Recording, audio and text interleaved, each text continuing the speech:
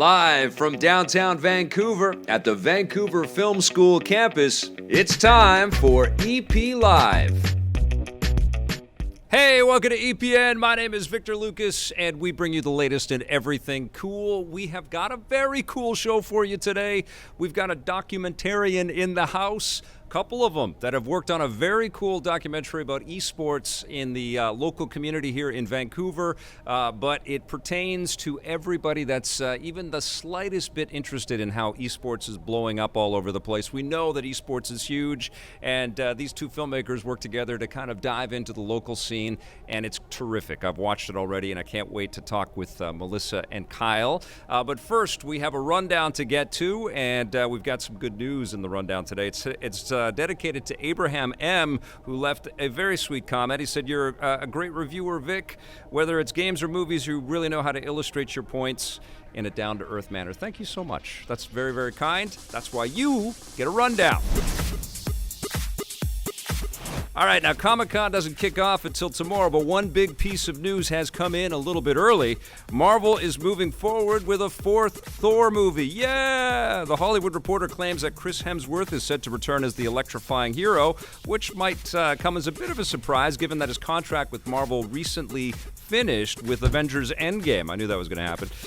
The last film's director, Taika Waititi, will also be back, which means we can expect the new film to have the same comedic tone. The news comes as Waititi's character, other upcoming project, a live-action adaptation of Akira, has abruptly been put on hold.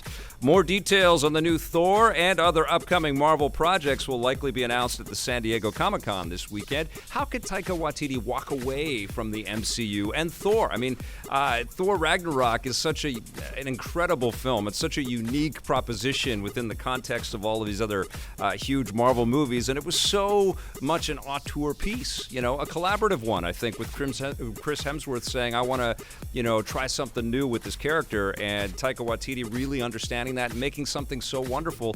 And Thor was, outstanding in both Infinity War and in Endgame.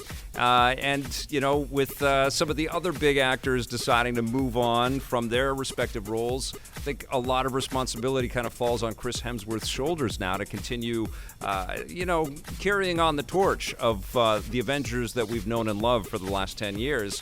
This is a great pairing. I'm super excited, and honestly, I was really scratching my head trying to think, how the hell would Taika Waititi make a live-action Akira? I think that is going to be a hard project for any director out there. I'll be surprised if that gets made, actually, but if anybody can make it, it's a guy that made Thor Ragnarok. So maybe he'll go back to it. All right, now Thor isn't the only electrifying hero who's a king at the box office. The live-action Pokemon movie, Detective Pikachu, has just become the highest-grossing video game adaptation of all time. It's now earned $143 million in North America and $430 million worldwide, beating the previous record holder, 2016's Warcraft. Although, if you adjust for inflation, the number one video game adaptation is still the original Tomb Raider movie from 2001. No matter how you look at it, Detective Pikachu is a commercial hit, if not a critical hit, and shows that video game movies can be super effective with general audiences. A Pikachu sequel is already in development, and countless other video game movies like Uncharted, Sonic, and a Mario animated adventure movie are also in the works as well. I'm not surprised that Detective Pikachu did the big numbers. I mean, Nintendo and the Pokemon Company have been sort of seeding the popularity of Pokemon for 25 years, and they've been, talking to generations of fans out there, and they talk to other fans, and that install base, that sort of group of people that might be even remotely interested in Pokemon has grown and grown and grown and grown, and they did a pretty damn good job with the movie. It got a little weird at the end, but it was Pokemon. I didn't quite know what the hell was going on. I didn't really watch the cartoons, so I was, what is happening? But I still had a smile on my face. One of the best things that they did with that film was the world building. I think they did a phenomenal job of creating a good sense of these characters and a good sense of the environments that these characters would exist in. And Ryan Reynolds was terrific. I don't know how they're going to work him back in. I don't want to spoil it, but at the end, it's weird.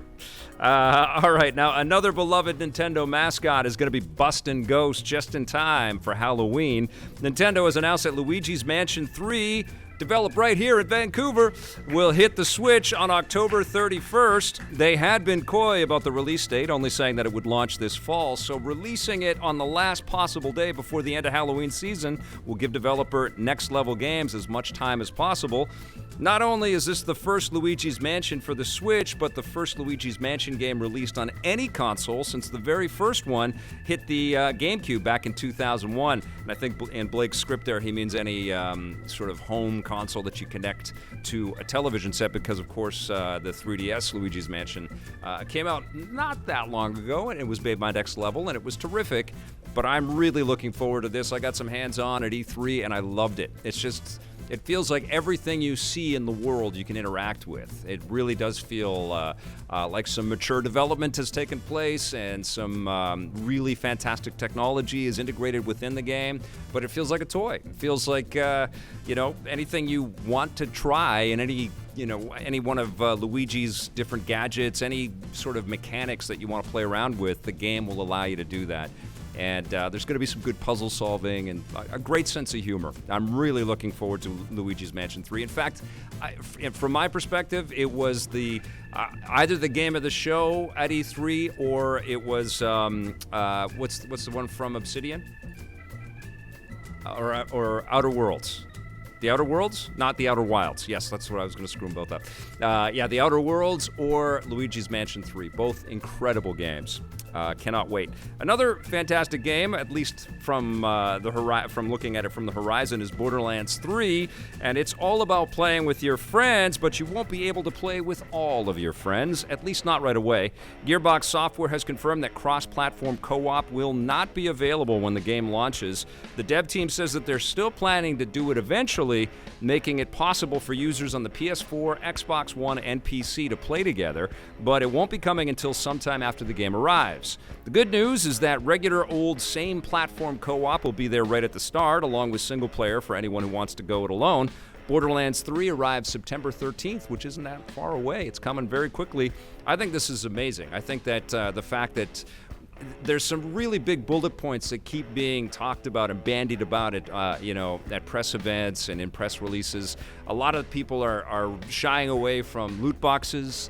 They're poo-pooing the idea of microtransactions, although they're still a big part of the industry for sure. But they're also saying things like cross-platform play. And it's a very kumbaya kind of moment right now that's happening in the video game industry, where the developers and the publishers are kind of working together for the betterment of the consumer's enjoyment, for the betterment of the future of the media, which I think is incredibly important. And I think, the minute we're able to play a co-op video game that's as addictive as Borderlands is across a wide spectrum of machines, that's pretty damn cool. You can call your buddy who has a PlayStation 4 and you've got the Xbox One, and you can play with that person. That's so dope. I'm very, very into this, and good on you, video game industry, especially you, PlayStation, you holdouts. You waited until the very last moment. All of us were looking at you, and you said, "Oh, okay, we'll do it." So you're finally doing it, which we're very happy about.